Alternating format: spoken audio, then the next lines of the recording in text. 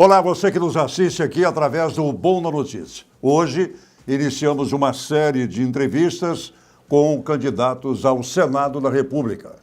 Iniciamos com o ex-vice-governador do Estado, aliás, posso chamá-lo de governador porque assumiu algumas vezes o governo do Estado, mas é ex-vice-governador do Estado, Carlos Fávaro. Com ele faremos o programa de hoje, esse bate-papo, para que você possa conhecer melhor e até definir seu voto para o Senado da República. Elegeremos 2 senadores nesse pleito de 7 de outubro agora. Senador Carlos Fávaro, muito obrigado por estar aqui. É uma honra tê-lo aqui. Iniciarmos uma rodada de entrevistas com candidatos ao Senado. Divaldo, muito obrigado. Parabéns pelas instalações. Você me disse um site novo e moderno. Ricardo, muito obrigado por estar aqui ajudando nessa entrevista. E a você, que está tendo a oportunidade, e eu, a oportunidade de falar com você, me apresentar, para que nós possamos debater as ideias e fazermos da candidatura ao Senado uma oportunidade de melhoria de vida sua e de todos os mato-grossenses. Perfeito. Conosco, nesta primeira entrevista com os senadores, meu amigo pessoal de longa data, advogado, hoje cronista, analista político, ex-deputado estadual, ex-deputado federal, Ricardo de Freitas. Muito obrigado, Ricardinho, por estar aqui. O Ricardinho continua, né? Aliás, eu tenho para falar para o internauta 2 satisfações, uma satisfação dupla aqui. O Carlos Fávaro é de uma cidade onde eu comecei profissionalmente no rádio. Fávaro é de Bela Vista do Paraíso. Tem um fato de Bela Vista, eu era pacoteiro. Sabe o que é pacoteiro? Fazia pacote nas casas pernambucanas. Depois passei a ser vendedor das casas pernambucanas e fui pinçado, porque a Pernambucana tinha no passado um jipe, colocava uns alto-falantes em cima e você saía fazendo propaganda, não tinha gravador, não tinha nada, então era no gogó. E o dono da rádio, o gerente da rádio, me ouviu, você tem que ser locutor, não sei o quê, vem comigo. Comecei a fazer, no intervalo de almoço, fazer rádio, e dali, culpado é Bela Vista do Paraíso. Você tem culpa nisso aí nossa também. Terra natal. Entendeu? E um outro, eu disse que é dupla, porque o Ricardo é de Maringá. De Bela Vista do Paraíso, eu tive uma passagem rápida por Londrina e consegui...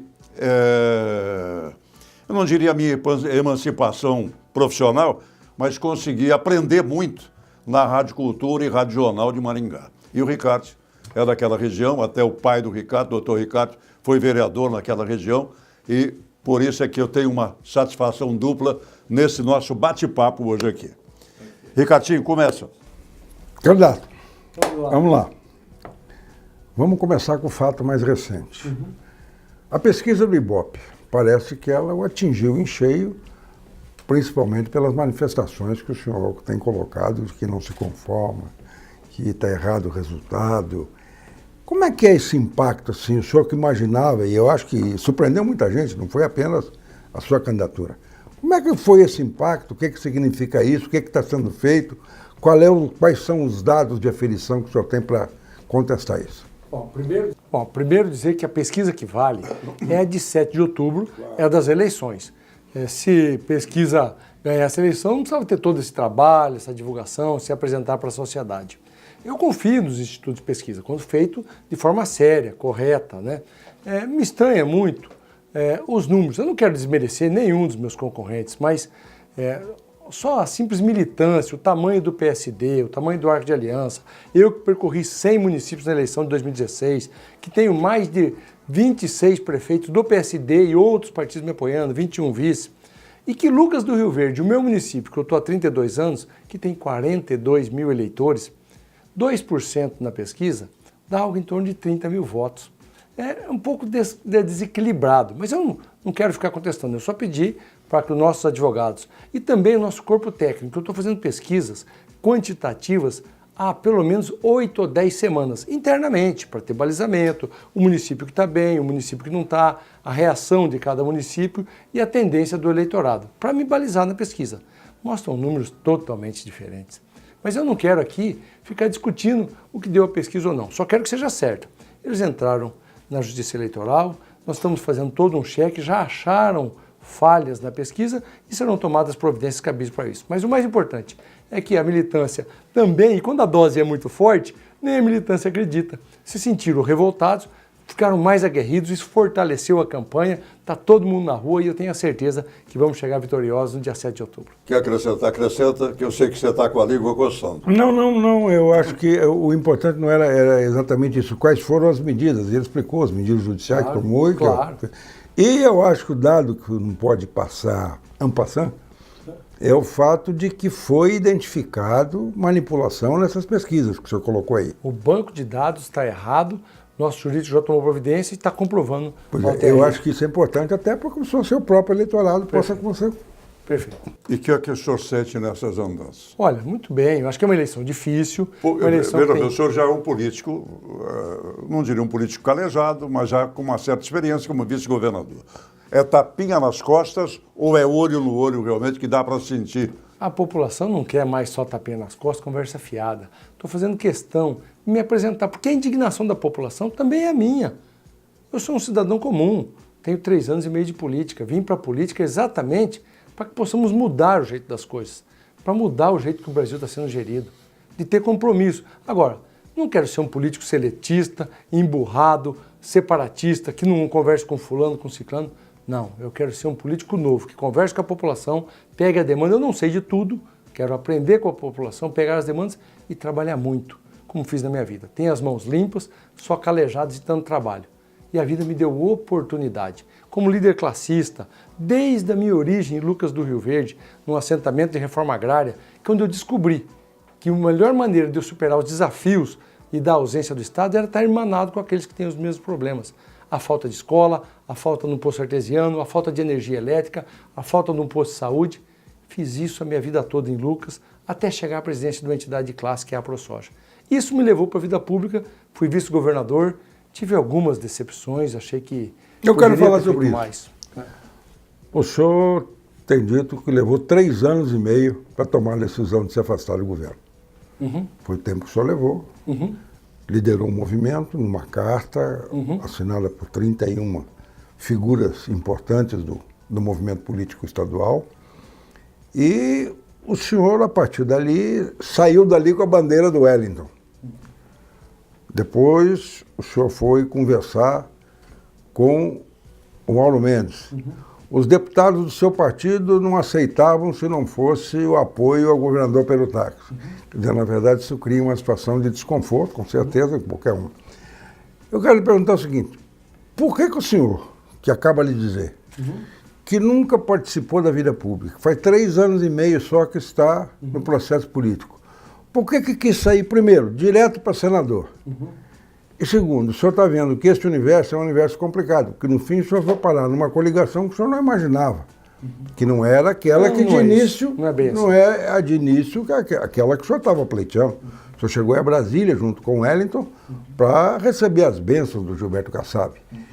Quer dizer, e agora o senhor está aí nessa luta, correndo municípios, o fato já não deixou de ser o fato principal, agora o fato principal é que a nova dissidente, a juíza Selma, aposentada. E aí, como é que o senhor está vendo esse movimento todo? Bom, primeiro dizer, por que eu demorei 3 anos e meio para me afastar do governador? Porque eu tinha um compromisso com a gestão. Tinha um compromisso de tentar ajudar. O vice tem que tentar ajudar e se portar como tal. Certamente, eu vi muita coisa que não estava indo bem.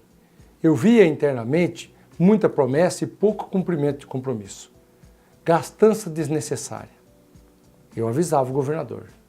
Dinheiro não aguenta desaforo, gestão precisa ser austera. Mas não era ouvido, eu tentava ajudar. Tive a oportunidade de, por 20 meses, enfrentar um desafio de ficar à frente da Secretaria de Estado do Meio Ambiente, a SEMA. Uma secretaria com viés ideológico, que, se mal conduzida, é atrapalhadora do desenvolvimento e mais, tende a ser, historicamente, alvo de muita corrupção. Veja alguns fatos recentes. Então, uma secretaria complicada, mas eu enfrentei o desafio. E lá eu percebi que é possível melhorar a máquina pública. É possível fazer ela mais eficiente, mais justa, menos atrapalhadora, cumprir as leis. Em hipótese alguma, deixar de cumprir leis. Então, nesse período de 20 meses, eu contribuí com o cidadão, contribuir com a minha experiência de vida como empresário para fazer um Estado mais moderno. Mas chega o momento de discutir as eleições. Em 21 de março, democraticamente, sem cacique no PSD, e por isso os deputados queriam uma coisa, outros membros do partido queriam ir com o Wellington, alguns queriam continuar com o governador Pedro Táxi, mas nós decidimos pela independência. E essa independência, eu fiquei por uma semana pensando, como pode ser uma independência, mas continuar sendo vice-governador? Perder a coerência do discurso de rigor ao dinheiro público. Por isso eu renunciei. Para não usar do salário de vice-governador, do veículo, motorista, segurança. Coerência entre o discurso e a prática. Por isso eu renunciei para ter liberdade para criticar e para construir um novo momento político. Até aquele momento se apresentava como candidato o Wellington Fagundes. E era a única opção concreta, viável, que estava viabilizando uma candidatura.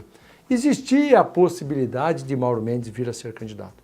Eu também, quando o partido decidiu pela independência, na carta de independência foi dito que tinha a liberdade de conversar com todos os players. Os próprios deputados conversavam com o governador e queriam continuar lá. Alguns queriam ir com o Wellington, outros queriam que a gente trabalhasse e viabilizasse, ajudasse a viabilizar a candidatura de Mauro Mendes. O tempo foi passando, as coisas foram se acomodando, Mauro Mendes virou de fato governador. Numa conversa que já estava avançada para mim ser o nome ao Senado com o apoio do MDB, o MDB veio apoiar Mauro Mendes, isso fortaleceu a candidatura e por isso, e pelas qualidades que vi em Mauro Mendes, está mais preparado, tem experiência como executivo. O Wellington é um bom parlamentar, teve diversos mandatos, mas nunca tocou o executivo. Nós não podemos vacilar nesse momento, não podemos errar de novo, por isso nós escolhemos no PSD apoiar Mauro Mendes, estamos muito felizes e na certeza que fizemos a melhor escolha e vamos ajudar o povo de Mato Grosso a escolher Mauro Mendes governador. E tenha certeza também que os próprios deputados entenderam isso, estão todos pedindo voto, sabendo que esse é o melhor para o nosso Estado. Posso continuar, não? Claro. Candidato, eu tenho ouvido regularmente as entrevistas, de uma maneira geral, de todos os candidatos. E hoje ainda tive a oportunidade de ouvir o seu ex-parceiro, o seu ex-grande companheiro, Pedro Táxi, numa entrevista na rádio local. E as entrevistas do governador Pedro Táxi são entrevistas onde ele esbanja um conhecimento de números do Estado e de coisas que teria feito, que a impressão de que dá é que este Estado, ele não está aqui em Mato Grosso, ele está num outro planeta. A se conferir isso com o sentimento das pessoas, com o índice de rejeição, com as coisas que estão. Eu lhe pergunto, fala desses dados, o que é que tem que ele fala aquilo com tanta força, que a educação já melhorou 200%, não sei quanto. Como é que é isso? Como é que o senhor, que foi vice-governador, que estava lá, presente, acompanhou os movimentos todos, viu as dificuldades na própria secretaria que o senhor liderou? Claro. Como é que é esse governador com esse discurso para a reeleição, onde todo mundo roubou menos ele, e de repente ele está aparecendo nas delações como conhecedor das coisas de governo? Como é que o senhor vê esse quadro assim de uma forma geral? Olha, sem ser pejorativo, mas eu queria viver nesse estado de Mato Grosso que o governador e alguns em volta dele dizem que existe. E era esse o grande tema das nossas conversas, que quando eu ia dizer que as coisas não estavam indo bem, que estava prometendo demais e não cumprindo, que estava gastando sem controle, a conversa é que estava indo muito bem e eu me sentindo frustrado porque eu vivo o mundo real. Eu não vivo no país das fantasias. Eu não vivo no mundo irreal, surreal, das pessoas que blindam e ficam puxando o saco para querer dizer está tudo muito bem, está tudo muito ótimo, vai dar tudo certo. Não, eu vivo no mundo real. Não preciso aqui... E quando era apresentado a ele esses números, mas não é esses assim. Números. Mas os números... Por exemplo, ele cita quase 4 mil homens entre bombeiro militar, policiais da Judiciária Civil e policiais militares. São números, né? Chamou. E aí ficou sem recurso para pagar combustível das viaturas. Ficou sem recurso para pagar o aluguel das viaturas.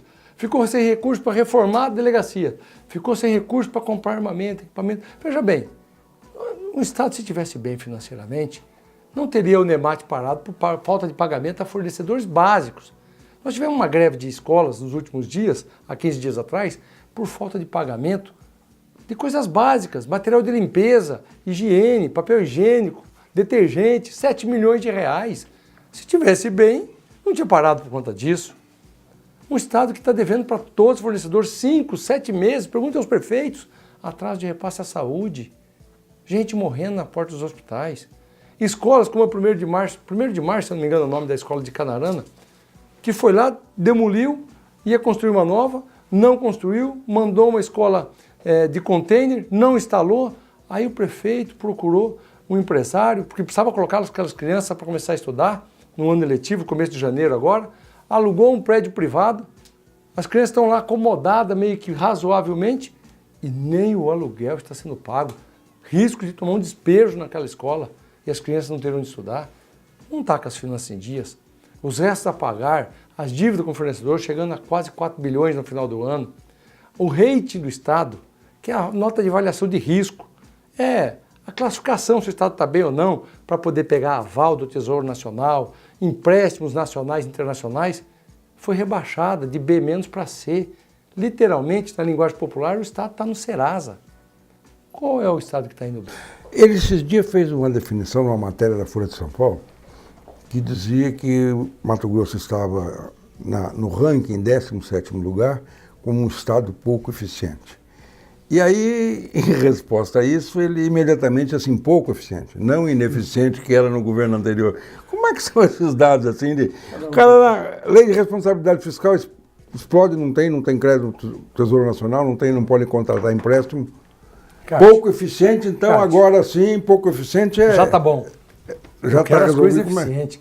Eu, no começo da minha vida privada, cheguei aqui com 16 anos, vendo aquela vastidão de Lucas do Rio Verde, as oportunidades, vindo de um pequeno sítio lá em Bela Vista do Paraíso, de 13 alqueires de terra, vendo aquelas oportunidades e sentia que o Estado estaria ao meu lado, para o meu desafio, fazer estrada, ponte, trazer energia elétrica. E aí o tempo foi passando e o Estado não se fazia presente. Por isso, eu fui para o associativismo buscar somar forças e cobrar nossos direitos como cidadão pelos impostos que pagamos.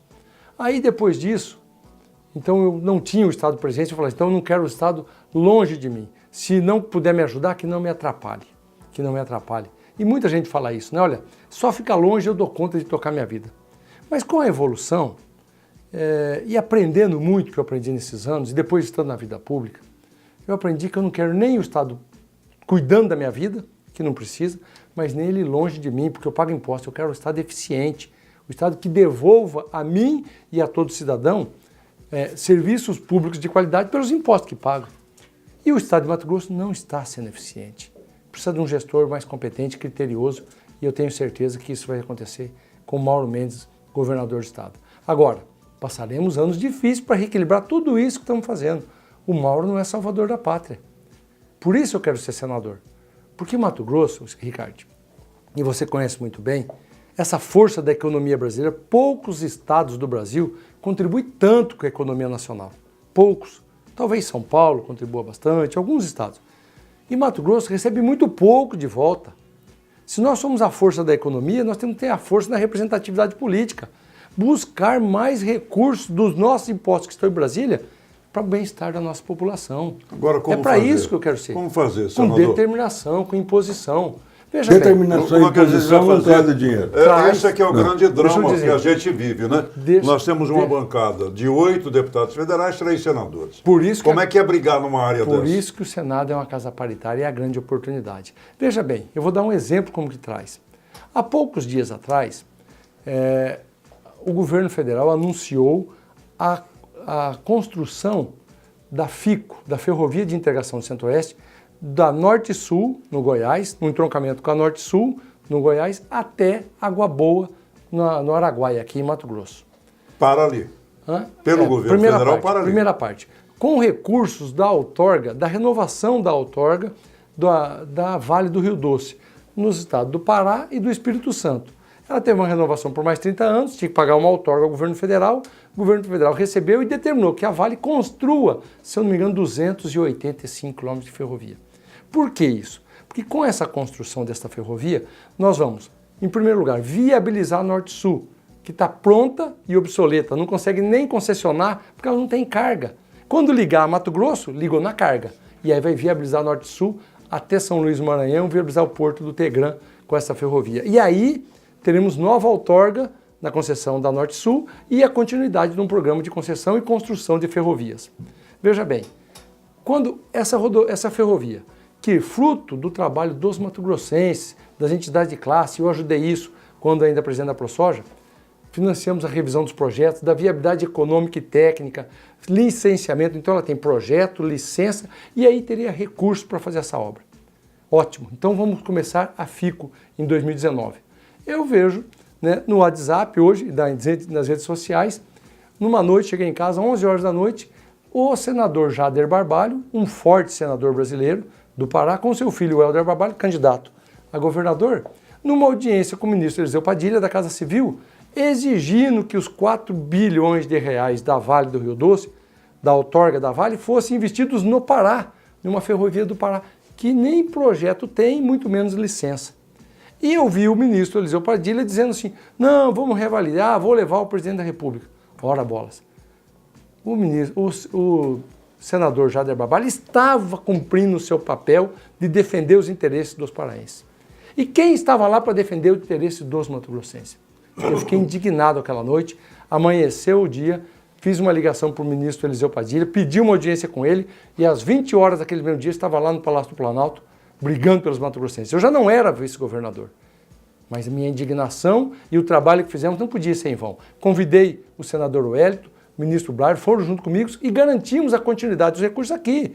E que quando o Pará fizesse o projeto, tivesse licença, a outorga da Norte e Sul construísse a ferrovia para eles, é justo.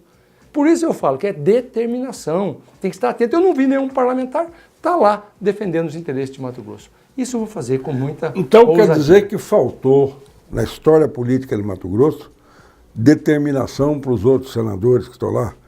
Porque tem muita coisa. Nós não temos um projeto de Estado.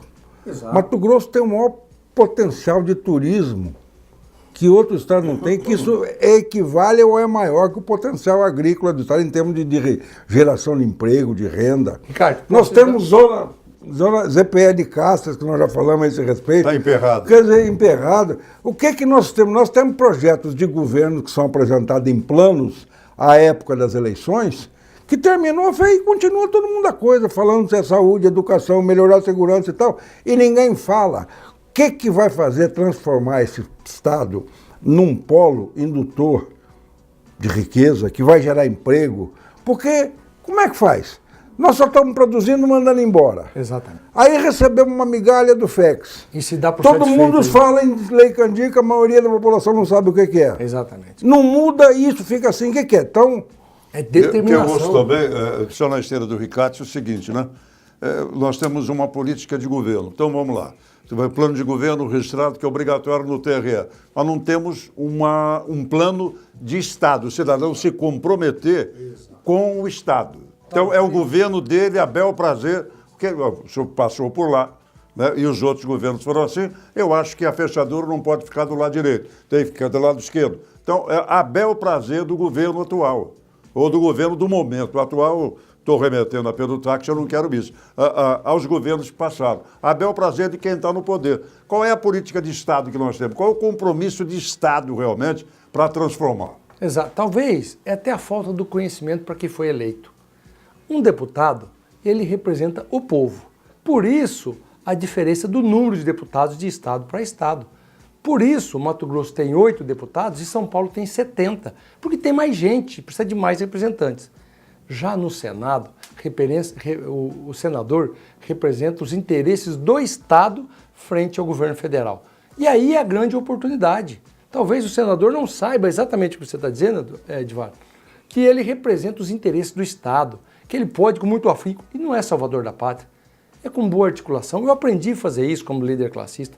Ninguém faz nada sozinho. Você tem que ter capacidade de diálogo, de convencimento, de, por exemplo, como um senador mato-grossense, chegar junto ao senador Jader Barbalho e dizer que ele pode contar com o apoio do senador mato-grossense na outorga da Norte-Sul para construir uma ferrovia no Pará. Mas enquanto ele não tem projeto, enquanto não tem licença, que ele apoie a construção da Mas a ferrovia que eu já aqui de Mato Grosso. possivelmente queira, ela pode sequenciar um plano, ou pelo menos um projeto, do ex-deputado estadual Zé Riva, que saía ali do Araguaia e chegava ao Pará. Ao Pará. Então, até numa sequência natural da FICO, dessa que está chegando. Perfeito, mas é poder de articulação, de convencimento, com a verdade, com a articulação.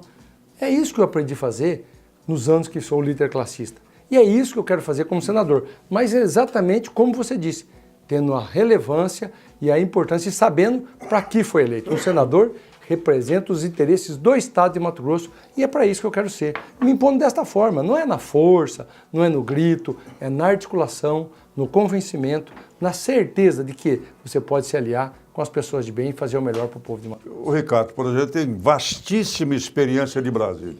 Deputado federal, transitou em todos os setores em Brasília, foi representante, escritório em Brasília, representando a cidade. As coisas são difíceis se não estiver unido. O Mato Grosso já é fraco. Não é fraco. Nós somos fortes em tudo, mas politicamente somos fracos. Como é que é digerir esse tipo de coisa, Ricardo? Nós estamos caminhando para o final. Eu fiquei meio engasgado aqui numa resposta sua, senador Fávaro, com relação à SEMA. O senhor disse que a SEMA é uma secretaria de viés ideológico. Perfeito. O senhor ficou 22 meses, 20 meses. 20 meses. E não pôde romper esse grilhão da ideologia? Não, conseguimos sim. Por quê? Mostramos que é possível e é perfeitamente viável o sincronismo entre a produção e a preservação. E mais que isso, é fundamental. Porque Mato Grosso, que esse celeiro de produção, recordista em todas as áreas, de soja, milho, algodão, girassol, milho pipoca, maior rebanho bovino, poderia ser considerado esse gigante da produção porque tem gente vocacionada, terras propícias, máquinas de primeira qualidade, pesquisa aplicada, tudo isso são grandes ativos. Mas de nada valeria tudo isso se nós estivéssemos no deserto. Então a preservação ambiental que garante chuva e esse excesso de produção. Por isso, esse sincronismo é importante e é possível e é relevante. Foi também no meu período, pela primeira vez na história, que conseguimos recursos do governo da Alemanha e do Reino Unido da ordem de 170 milhões de reais pelos bons serviços no combate ao desmatamento. Não é só autorizar, liberar, fazer, é dentro das regras. Foi querer desmatar ilegalmente? Multa, embargo, prisão. Fizemos isso, combatemos a ilegalidade, mas demos oportunidade para quem queria trabalhar certo. Esse é um desafio, sem viés ideológico, pensando em Mato Grosso, pensando nos Mato Grossenses. Agora a pergunta do Ricardo. Eu atravessei sua pergunta. Eu só queria imaginar o seguinte. Nós estamos vivendo um mundo hoje, Brasil, um tempo político, que partidos não valem mais nada. A sociedade não vota e os partícipes do processo, aqueles que são filiados e tal, eles só usam o partido na hora que precisam ou do dinheiro do partido ou do tempo do partido. Passado aquele instante, é cada um de per si Está descartado. E cada um buscando o seu espaço. O que, na verdade, isso se transformou. O processo político, isso não é privilégio de qualquer partido, quer dizer, todos são assim. Exemplo está aí hoje da juíza aposentada, da forma como ela se assodadamente se postou. Eu pergunto para o senhor imagina que haverá uma solução em termos de melhorar esse nível de confiança dos partidos e que, como senador, o senhor vai defender uma reforma política que possa compensar isso? Sem sombra de dúvida. O Brasil precisa ter uma reforma política. O senhor vota em urgente. quem para presidente? Eu ainda não defini. Do mesmo critério que eu estou tendo, porque eu quero olhar olho no olho. Exatamente o que eu queria, que vai ao encontro do que eu acabei de colocar. Claro, é isso mesmo.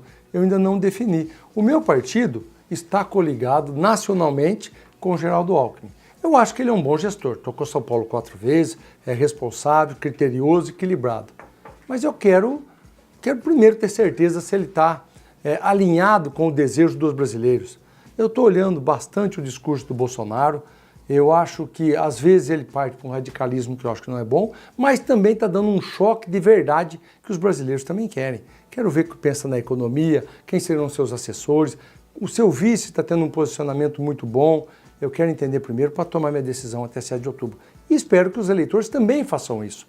Uma reforma política profunda. Nós temos mais de 35 partidos e outros 70 para ser criados. Isso não é democracia, isso está virando anarquia já.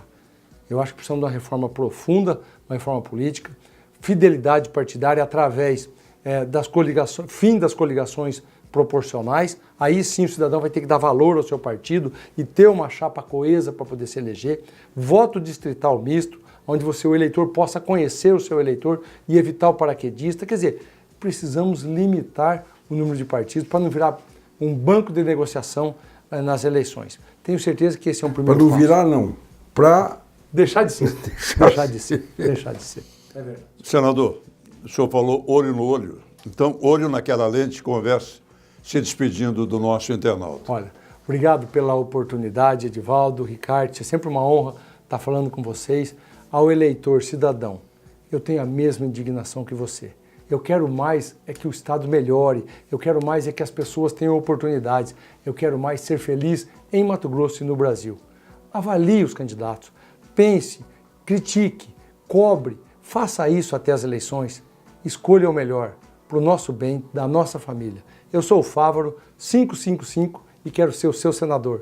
Eu não vou lhe desonrar porque eu penso que a política precisa ser feita por gente boa, gente comprometida. Tenho as mãos limpas, calejada pelo trabalho e quero mudança para o bem da minha família e para o bem de todos os mato-grossenses. Muito obrigado ao candidato ao Senado, Carlos Fávaro. Muito obrigado a Ricardo de Freitas, analista político, advogado, ex-deputado estadual e ex-deputado federal, por nos ter dado a honra de participar aqui. Muito obrigado, Ricardinho. Muito obrigado. Um abraço ao meu querido analista cientista político João Edson, que está nessa caravana, e ao brilhante jornalista Fábio. Um abração para vocês, muito obrigado pela vinda aqui. E até o nosso próximo encontro.